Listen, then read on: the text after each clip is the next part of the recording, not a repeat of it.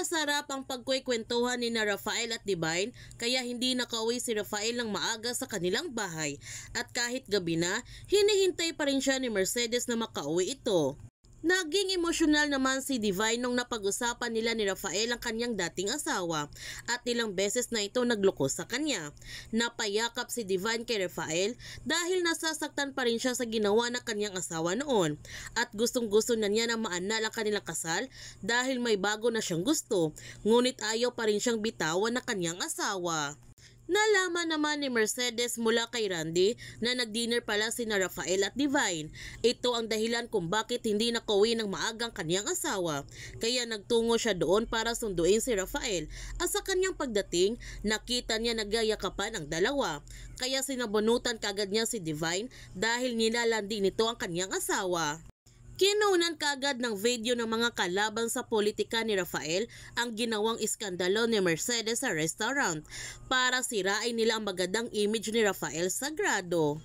Pinagalitan ni Rafael ang kanyang asawa sa ginawa nitong iskandalo sa restaurant at sinabihan niya si Mercedes na wala silang relasyon ni Divine, magkaibigan lamang silang dalawa.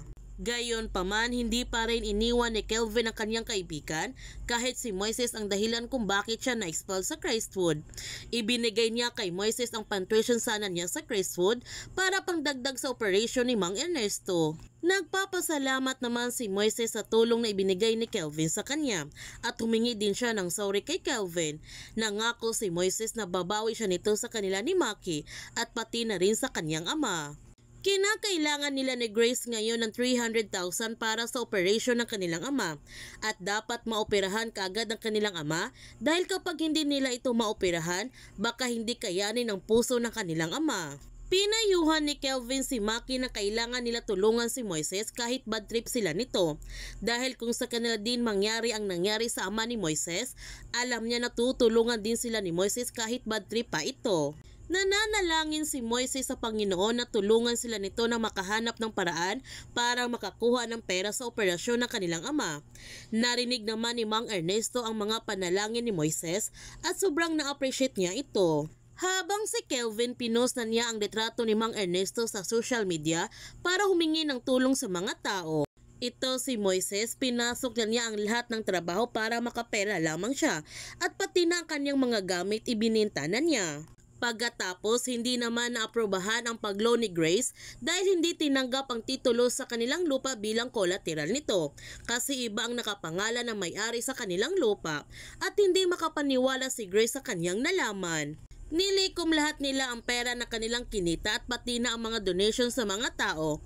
Nalaman din ni Moises na nagbigay din ng pera ang mga magulang ni Kelvin para sa operasyon ng kanilang ama.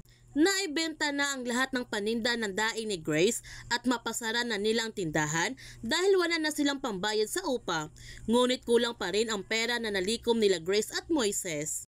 Samantala, kumalat na nga sa social media ang iskandalo na ginawa ng Mercedes. Nagalit ang gusto si Rafael dahil si Mercedes pala ang makasira sa kanyang reputasyon. Hindi talaga siya nag-iisip, pinapaira lamang niya ang kanyang selos.